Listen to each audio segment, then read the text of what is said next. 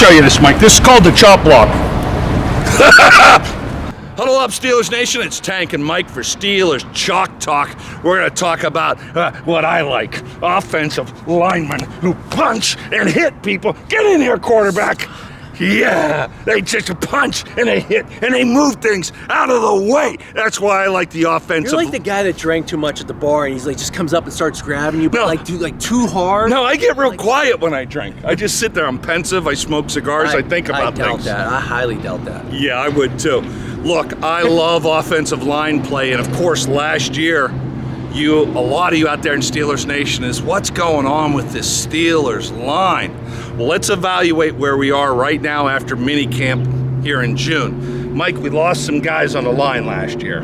Yeah, the key piece is Pouncey, and I get it. He's getting a little long in the tooth. He's getting up there. He retired. Okay, he had the snap over the head. But here's the thing that you're going to miss from him: recognizing the defensive fronts and the rotation of the safeties and helping with sliding the protection to where the blitz is coming.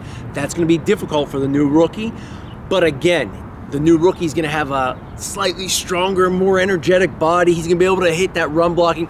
Pouncey was just getting a little old, and that strength starts to lack a little bit.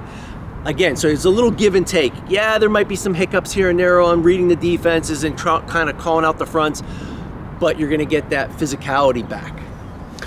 Big Al, hate to see him go. The Rangers lead the way all the way. Now he's leading the way for the Baltimore Ravens. And that's, I hate that. He's motivated too. Yeah, he's extremely motivated. He took a few shots coming out of here talking about some of the receiving cores with the TikTok videos and stuff. And here's the thing. You got to love him as a teammate because he doesn't want the extra stuff. He just wants to play football. He just wants to play. And yeah, he had a little bit of a couple. He started to get a little rough last year. He started getting beat, but I guarantee you this year he's going to reassess what he'd done last year. He's going to probably change his offseason program a little bit, work on his footwork, and he's going to shore up that pass pro. The Steelers are going to have to really be, it's an inside guy, so he's coming in with that inside information about how the Steelers, what their defense is doing. He's going to relay that to his offensive coordinator. So they're going to have a good idea of what the Steelers try to do defensively. But again, the Steelers, they know what he's all about as well. And I'm sure they could probably, you got Watt or the new Hightower. He's going to be the one coming at him as well. And he knows all of Big Al's secrets. Big Al's secrets and vulnerabilities. Exactly. So they're going to utilize this. Again, he's definitely a piece you're going to miss because of that size and that you just love to him have as a teammate. And then the other one is Matt Filer. Matt Filer's down the road because he's playing good football and getting paid to play good football. Exactly. But again, you got these young guys stepping in, a lot of energetic. Hopefully, you got a good O-line coach, a new guy coming in, helping out. So hopefully they can shore up that thing. And again, the run game will help the O-line as well. Let's start on the Steelers Chalk Talk on the board today. Let's start with the offensive line coach. I love this. Kaleem's mentality is attack, attack, attack, run people over, get in their face, be snot knockers. It starts with your head coach. Sean Sarrett didn't have it. It starts with your offensive line coach. Your centers. All right, Pouncey's gone. He takes that aggressiveness, as Mike said, reading that defense, making some line calls. You got B.J. Finney back, probably going to start the first game for the Steelers. Now, the Steelers went and got themselves, I'm not going to call him a Pouncey clone, but Kendrick Green at 6'3", 320 pounds, is on the record, Mike is saying, I like to play mean, I like to play nasty, and that's what you want. Yeah, he's going to have to play mean and nasty, but also he has to play smart, and that's the thing. With David DeCastro as the guard next to him, with all that years of experience with Pouncey, I wouldn't be surprised if DeCastro's like, no, check this, slide the protection this way. They're shifting this way. So DeCastro's going to have to really, be a little bit more vocal on that offensive line as well and be a leader for them. And a tutor to the young Kendrick Green at center. All right, David DeCastro, I love him, man. He's solid at right guard. Now, Unproven right tackle, Zach Banner. I know he's a fan favorite. He is a mountain of a man. He's about that tall. We need him on the field. We need him healthy. We need him performing at right tackle. Takes us to the left side of the line. I'm in love. I got a man crush with Kevin the Bulldozer Dotson. That's all I'll say about this. This kid is a future all-proer. If you think he had a great rookie season, watch out for Kevin the Bulldozer Dotson in 2021 making holes for Najee Harris. Well, they also got to work on their footwork, that passing game. But again, like you just said, making holes for Najee Harris. When you're an offensive lineman and you're sitting back there and 5 wide, here we come, we're throwing the ball, they're in the 2-point stance. They know guys with that speed edge rush coming off the edge, they have to get deep. Now all of a sudden you got guys like if you're playing against a Steelers team, you got TJ Watt coming underneath, so they're always on their heels, okay? So now with the Steelers offensive linemen, and these, you got Myles Garrett and Jadeveon Clowney coming off the edge. Are they gonna bull rush you? Are they gonna speed rush you? Are they gonna spin move you on the inside? So you have to be ready for that. But what can help the offensive lineman is that run game, because now instead of them just with their hand in the dirt, ears pinned back, going to that spot, thinking about, hey, I'm gonna use this move on him, I'm gonna use that move on him. Now these guys have to be like, they might hand it off to Najee Harris. They might do a screen. You go flying by. They might run a little screen pass. And that's the thing. You need Steelers, not receiver screen so much, but utilize little play action pass. Boom. Najee Harris on the screen. Kalen Ballage on the screen. Get those guys rushing field. Now all of a sudden, that's weapons for the offensive line. And now they're not sucking air late in the game because they know the team's, hey, we're running outside zone to the right, and I'm the left tackle. I know that I can maybe slack off on this play a little bit because all I have to do is cut off the defensive end and not let him cross my face. So I take one step, I turn back, he's good, my running back's out the gate, I can rest the play. I like how he thinks. As opposed to just sitting there going, I got on my heels the whole game. Okay, so this run game is going to help the offensive line. And then they can kind of, they're always sitting back, fighting with those hands, and they're on their heels taking it.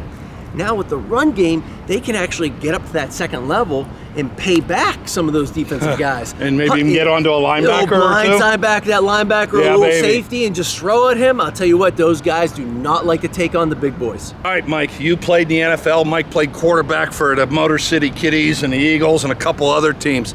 That left side, blind side tackle, as they call them anymore, is so important, especially to a veteran like Ben Roethlisberger. Well, Ben doesn't have the mobility that he used to have either. So, that blind side, you're sitting there, you're doing these drills right here, back door, when you feel him coming. Ben's not going to be able to back door anymore. Ben's kind of, he's got to, he's big and slow, but doesn't mean you can't win a Super Bowl. Look at Tom Brady. He's big and slow. Who was the heavy set guy with Tampa years ago? Big, heavy set guy. Took him he won, it was like a one and done. Brad Johnson, and then Trent Dilfer. Trent Dilfer's was big as a walrus. Ravens. Yeah. So, again, Ben's in much better shape than Trent Dilfer ever was. Ben just needs to worry about handing that football off to Najee Harris, being a little bit better with the ball handling and faking it on the play action pass, and that's going to open up the passing game. Left tackle.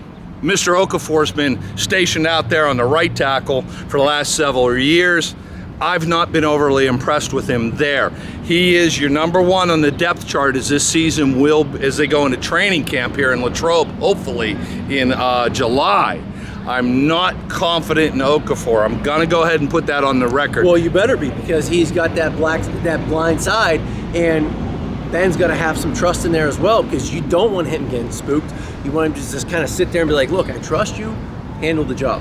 Have you heard of Big Dan Moore out of Texas? 6'5" he is, and he was a Joe Moore. For you guys PITT fans, Notre Dame fans, you know the coaching legend, the greatest college offensive line coach of all time, one of my favorite coaches of all time at PITT, Joe Moore.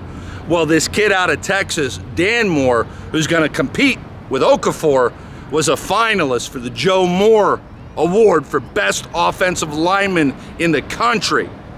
Don't be shocked, Steelers Nation, if number, whatever they give him, 79 or whatever, comes in and is starting after 3 or 4 games. Both Kendrick Green, the rookie out of Illinois, may end up being your starting center, and Big Dan Moore out of Texas may end up being your starting left tackle. One thing is for sure.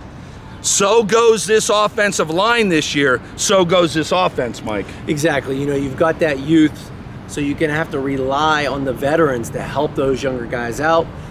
They've got the physical ability, they've got all the tools. Help them out with the scheme a little bit. Let the veterans kind of take over. Let the caster maybe possibly make the calls. He'll be able to see it. But again, as long as they're producing up front, you're going to see a big explosion on the offensive side of the football for the Steelers this year. Let me show you this, Mike. This is called the chop block. Yeah.